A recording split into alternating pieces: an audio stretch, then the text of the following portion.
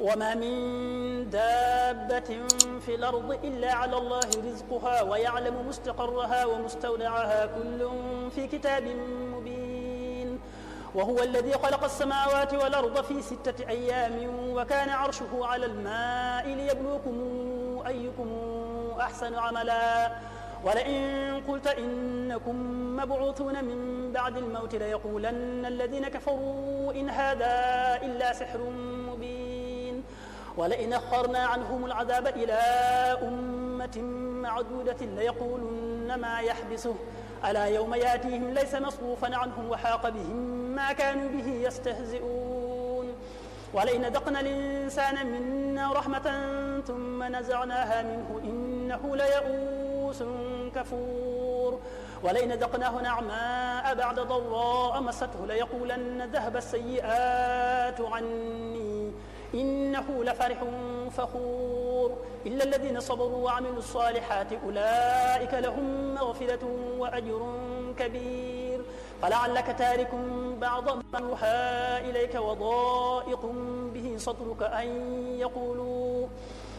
يقولوا لولا أنزل عليه كنز أو جاء معه ملك إنما أنت نذير والله على كل شيء وكيل.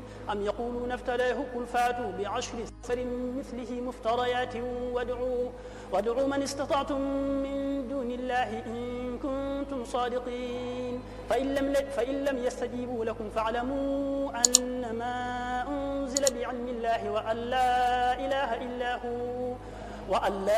إله إلا هو فهل أنتم مسلمون.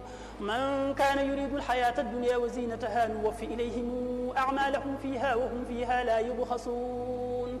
أولئك الذين ليس لهم في الآخرة إلا النار وحبط ما صنعوا فيها وباطل ما كانوا يعملون. أفمن كان على بينة من ربه ويتلوه شاهد منه ومن قبله كتاب موسى إماما ورحمة أولئك يؤمنون به ومن يكفر به من الأحزاب فالنار موعده فلا تك في مرية منه إنه الحق من ربك ولكن أكثر الناس لا يؤمنون. ومن أظلم ممن افترى على الله كذبا أولئك يعرضون على ربهم ويقول الأشهاد هؤلاء الذين كذبوا على ربهم ألا لعنة الله على الظالمين الذين يصدون عن سبيل الله ويبغونها عوجا وهم بالآخرة هم كافرون.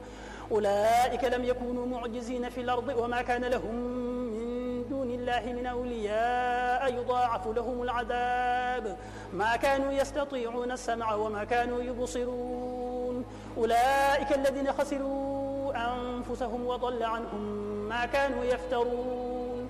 لا جرم أنهم في الآخرة هم الأخسرون. إن الذين آمنوا وعملوا الصالحات وأخبتوا إلى ربهم أولئك أصحاب الجنة هم فيها خالدون.